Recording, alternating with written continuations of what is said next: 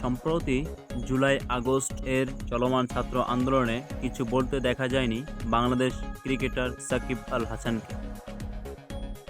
এই নিয়ে ক্ষেপে রয়েছেন সাকিব ভক্তরা। 23 আগস্ট জানা গিয়েছে সাকিব আল হাসান গার্মেন্টস কর্মী রুবেল হত্যা মামলার আসামি। রুবেলের বাবা রফিকুল ইসলাম বাদী হয়ে মামলাটি করেছেন।